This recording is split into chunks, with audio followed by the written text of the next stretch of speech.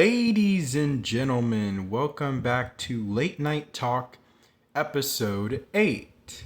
Now, I didn't make one yesterday because I actually had a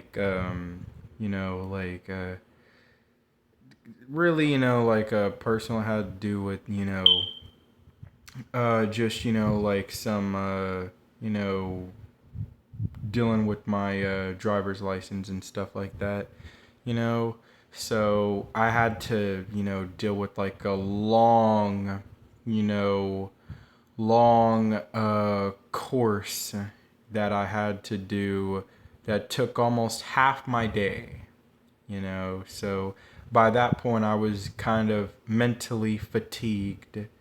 More on that as we get into this video. Obviously, you'll know after you hear about after you see the title.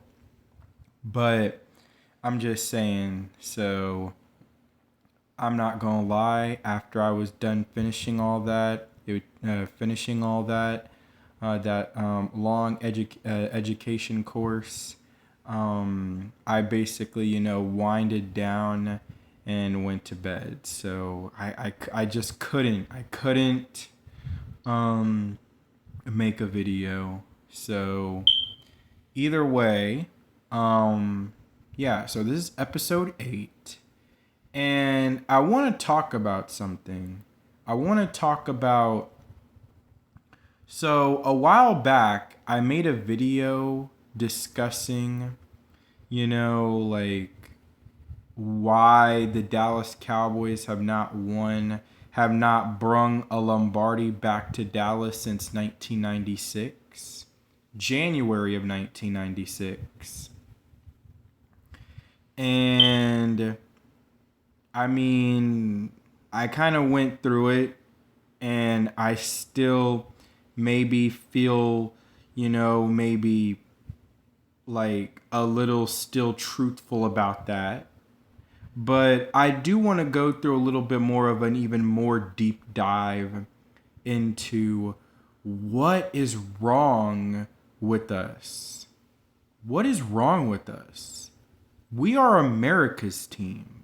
We are supposed to be the richest, most popular franchise, one of the most richest, the richest, and one of the most popular sports franchises in America. That's why we are America's team. All right. And matter of fact, there's no one of in any of that. We are the richest franchise and the most popular.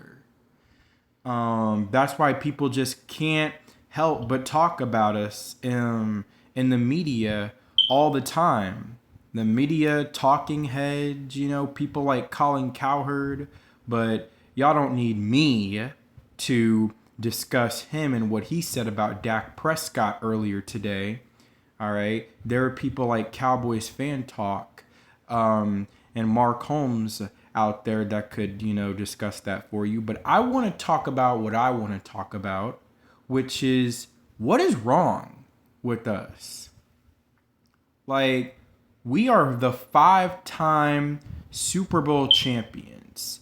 And my goodness, my God, we really should be like 9 or 10 times Super Bowl champions when you think about it.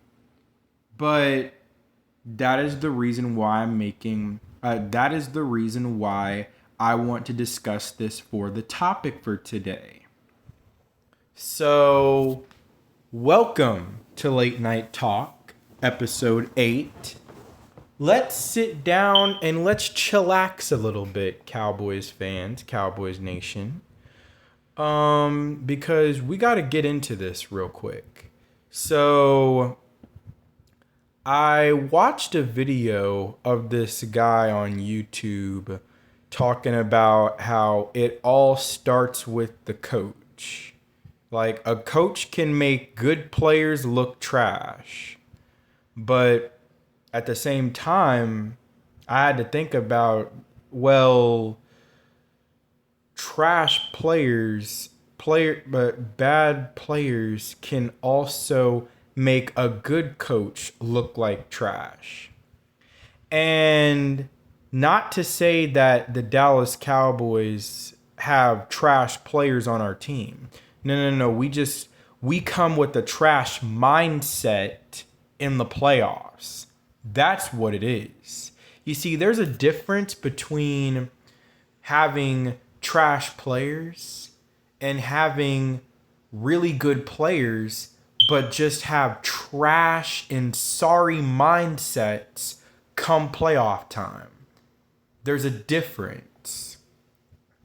And that's pretty much what we are. Here's the thing. Mike McCarthy is not a bad coach. We got to come to a realization or something at some point.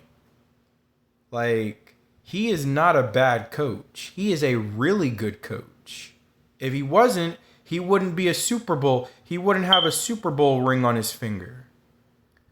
You can say what you want about, oh, he had Aaron Rodgers, but the fact of the matter is, Aaron Rodgers can't win nothing by himself. So, I mean, the fact of the matter is, they got that ring together. And I think that Mike McCarthy still has a higher chance of being able to win one by himself than Aaron Rodgers can, because he's so self-centered. All right, not showing up to mandatory mini camp. I mean, like, that's a story for another day. But I'm just saying, like, a lot of people want to put some of the blame on Mike McCarthy and want to put the hacksaw on Mike McCarthy, putting him on the hot seat. But we got to look at the bigger picture here, guys. We got to look at the bigger picture. The players are making Mike McCarthy look bad. Let me tell you something, because I had to look this up, because I'm like, wait a minute. Is Will McClay a scout for the Dallas Cowboys? Is he our scout? No, that's not the case.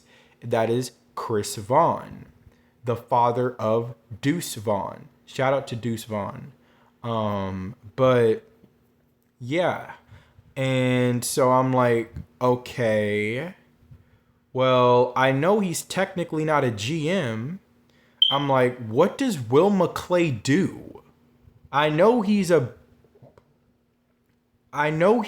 big part of when we bring in players, draft players, sign players. Like, he has an eye for talent and finding diamonds in the rough as well. What you might see as trash, he can take a deep dive look into that player and find that he is treasure. Like, that dude is gold. He found that in Dak Prescott. He found that in, guys like Deron Bland in the 5th round. He found that in Marquise Bell as an undrafted free agent. So, I still think that Brevin, Spanford can also be one of those undrafted guys that we just got picked up, this year, that could possibly, flash. We already know about John Stevens last year. We're obviously hoping for a speedy recovery for him for start this training camp. But yeah, the fact of the matter is, Will McClay knows what he's doing. He finds the players. He's found really talented, really good players. And you see it on the screen when you watch them on TV. Or on whatever you watch them on, whatever device. But, yes. But what I'm trying to say is that, remember when D-Law talked about how, he felt like we were fatigued, not physically fatigued, but that, they were mentally fatigued. And basically saying the fans, we get all this pressure put on us and get hyped up, throughout the season. Throughout the season, we have to deal with that hype and deal with that pressure from our fan base throughout the entire season, and that can be very exhausting. And what my take is on that is that D-Law, you're soft. I said it. D-Law, you are soft. You are soft. I don't know if D-Law is gonna ever see this video. All right, probably no. One time out of a million, he's probably not. But I'm just saying, D-Law, you are soft. You are as soft as CHARMIN Ultra Soft. All right? Because the fact of the matter is that you know what you signed up for. You play for America's team. You play for the most popular sports franchise in America. You get talked about every day. Every day. And you want to sit here and talk about we got to deal with all this pressure from our fans and people all across the globe and getting hyped up like this throughout the season, have to deal with that pressure. It can be very exhausting. You know what you signed up for. You see, because here's the thing. You want to know why? Other teams, it seems like they've been able to make it happen. Even storied franchises like the San Francisco 49ers, who, maybe they may not be anywhere, maybe they're not as popular as the Cowboys, but they are as storied a franchise as we are. And they know about the history. And they're able to cope with the history. And they're able to, you see, here's where it comes to an issue, is that with the Dallas Cowboys, it's all about the preseason hype. It's all about the merchandise. It's all about certain players on the team that have podcasts and stuff like that, getting as much attention as they possibly can. And then you got a team like the 49ers where it's all about football. It's all about football. The fact of the matter is that these players, more importantly, these players of this generation, unfortunately, are too soft. They're too soft. Like D-Law said, they can't handle the pressure. Now, albeit I am of this generation, guilty, so I'm kind of guilty as charged, but I'm just saying, the players of this generation, which, let's be honest, most of our best players on our team are Gen Zs. This generation is too soft. They can't handle the pressure. They can't handle the pressure. Because if you can't go out there and put on a Dallas Cowboy uniform and put that star on your helmet and represent, because something about come playoff time. You got to understand, when it's playoff time, you got to have that switch in your head to say, turn the F up. It's time to turn the F up. And for some reason, these guys roll into a freaking roly-poly more than half the time when the playoffs come around.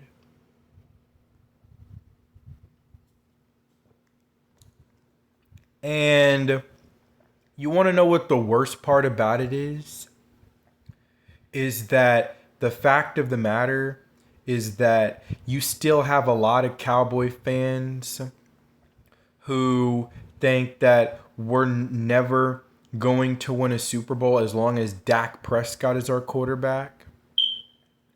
We never won a Super Bowl with Tony Romo as our quarterback.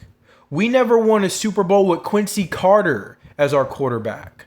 Chad Hutchinson, Drew Bledsoe, and a couple of those guys that I mentioned were literally maybe a couple to a few years before I was born.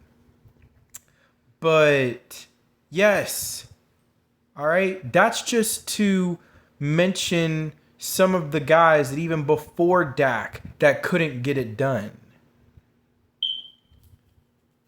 And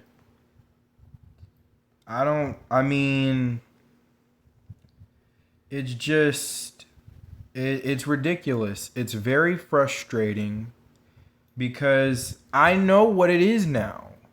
I had to sit back in my couch in my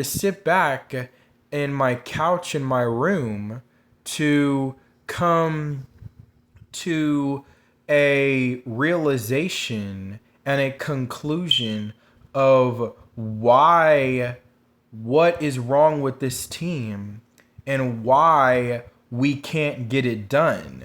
As good and talented as we are, and as good and almost at times looking unbeatable at times, even during the regular season, there's just something about the playoffs and I blame Dak too.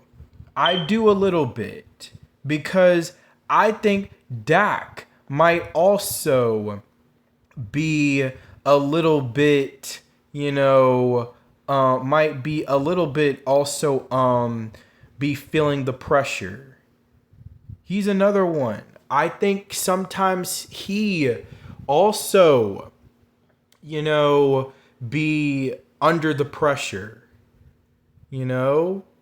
My dad talks about it all the time.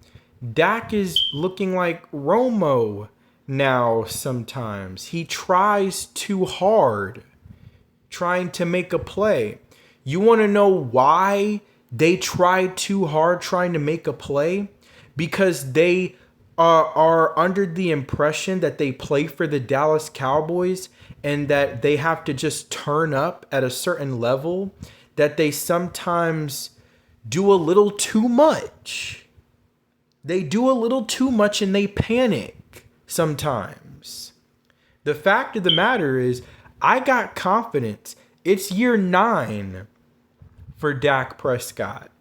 The thing is, Tony Romo, I don't think he ever managed through the pressure of being the quarterback of the Dallas Cowboys. I don't know if he managed until year 9 of his career as our starting quarterback. It was year 9 that I feel like he finally had figured it out and was able to manage. I have talked about this on my own time, just kind of like, reminiscing and thinking about, Tony Romo in 2014 when he threw for over 3,700 yards, 34 touchdowns to 9 picks, and led the league with the 113.2 passer rating. He finally figured it out in year 9 of his career as the quarterback of the Dallas Cowboys. He finally figured it out. And if it wasn't for a dumb rule, a dumb catch rule, then we would have been on our way to Seattle to, I mean, we beat them during the regular season. I have no thoughts to think that we couldn't have been able to do it again, and then would have gone to the Super Bowl.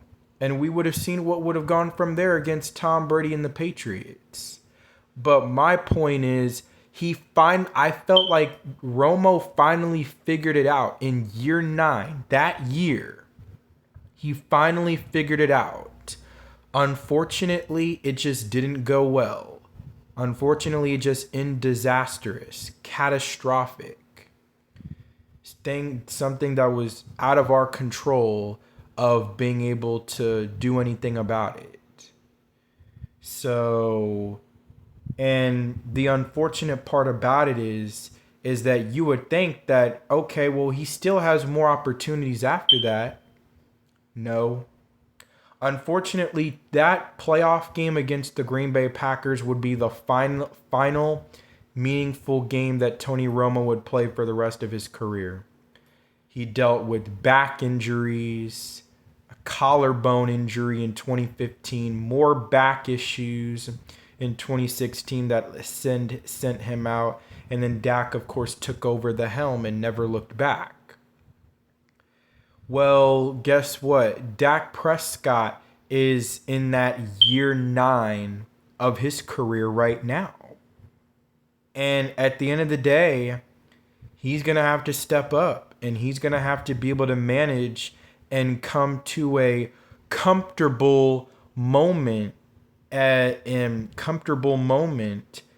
knowing the pressure that he's under and that he is under a microscope. He's got to be able to, in year 9, he's got to be able to manage.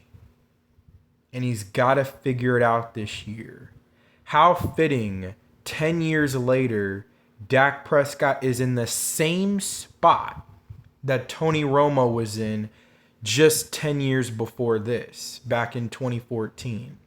Now, of course, the one thing is that you need everybody else around you on the team to rally around you. You need everybody else to be on your wagon as well.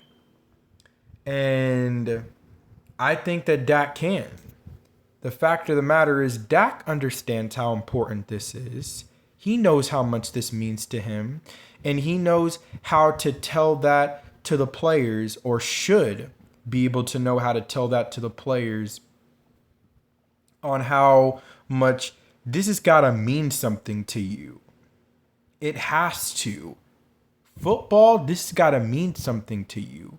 We play for the Cowboys. We're the most popular team in sports. We know we're under a microscope, and we're always going to be under fire no matter what it is.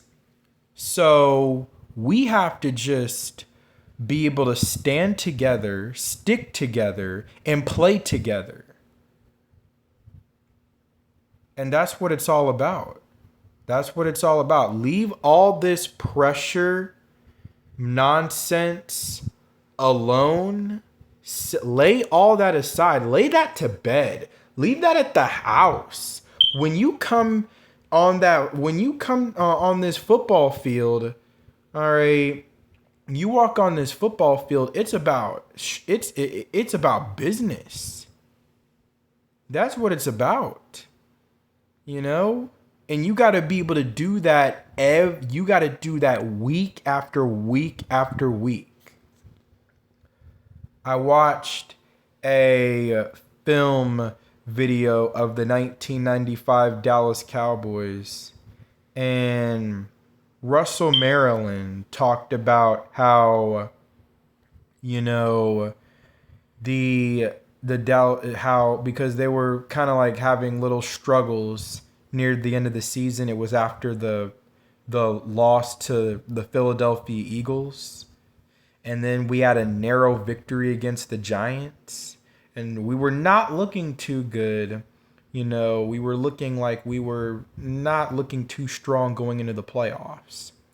But Russell Maryland mentioned saying that the intensity was there, but it wasn't there as high as it was early in the year, and it wasn't as high, the past few weeks compared to what it had been early in the season.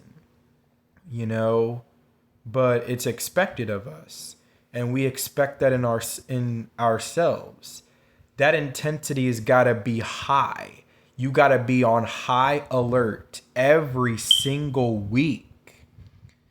And that's what this Dallas Cowboy team, we are. I'm going to tell you right now, we are a talented football team.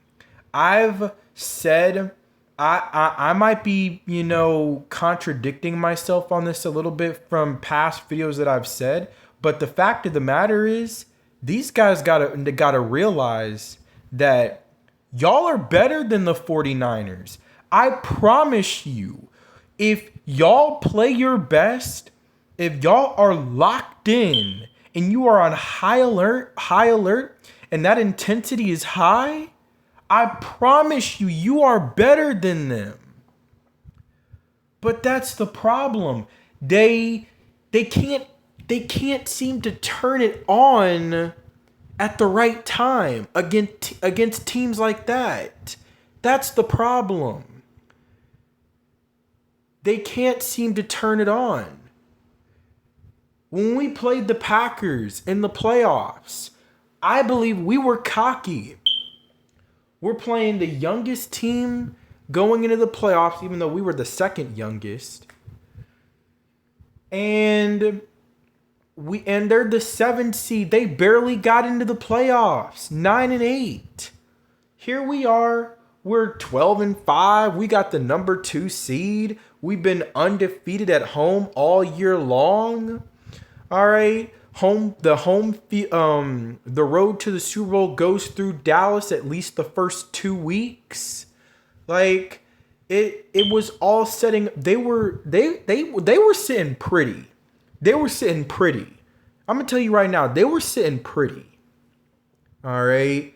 That's how they felt. They felt like we're sitting pretty.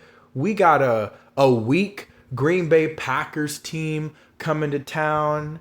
All right. We know we play dominant at home. All right.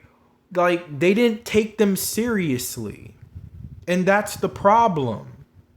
They didn't take them seriously. All right. And when they saw the Packers come out jumping on them early, I saw a look in their eyes. I saw the body language of the team. They were like, oh, whoa. Like, whoa. Like, oh my, wow, this is serious. Like, this is the playoffs. And they just didn't respond well to it at all. They didn't respond to it well at all. And I mean, they can click and be dialing on all cylinders. Or no, they could be clicking on all cylinders. Like, cannot do no wrong. And then they'll turn around and then play very wishy-washy and just look bad out there, just sleepwalking out there. And that is the problem. I have to see this team go. I know every single year I say that this team is different. Every single year I say that this team is different. All right. We went trenches in the draft this year because we knew that we haven't been able to win in the trenches the last 3 years. And so we got some offensive linemen like Cooper Beebe, Tyler Guyton. We got a defensive lineman like Marshawn Nealon and Justin Rogers. We got a linebacker like Maris Louis-Fow to maybe help in the run game. But we signed even before that a veteran presence like of Eric Kendricks who can help out. I say every year that this team is different. But you know what? I'm going to say this right now. I don't think that this team is different. I don't think that this team is different. Not to say that I have no hope for us, but I'm just saying I got to see it. I have to see it. I have to see that this team is different. I have to see that they're coming out with a different type of presence and attitude to themselves every single week, consistently. All right, a different type of aura about themselves, an aura that we had back in the 90s. And maybe somewhat a little bit in the 70s. But I have to see that. Until then, I can't say that this team is different. I can't. And I think a lot of people that have stayed and watched to this point can agree with that. You know? Like, I can't say that this team is different. Not yet. Not yet. I have to see it and watch. I'm going to still root my tail off for this team, of course. But I'm just saying, I'm going to have to see it to believe that this team is different. So to close, I don't think that Mike McCarthy's the problem. I'm not going to say that Dak is fully the problem. I think the players are the problem. All right. I think the players are the problem. D-Law is soft. And, I don't think they're primetime players. They're not showing me that. They're not showing me that they're primetime players, that when it comes to playoff time, all right, and you got all the pressure on you because it's win or go home. All right, win you go on, lose you go home. Like, I got to see this team be able to live up to that and be able to, rise to the occasion and do something that we haven't done in almost 30 years. Let me know how y'all feel in the comments. As always, leave a like and subscribe. And to all my audience, to all of Cowboys Nation, this is Late Night Talk, Ep.8, and we are out.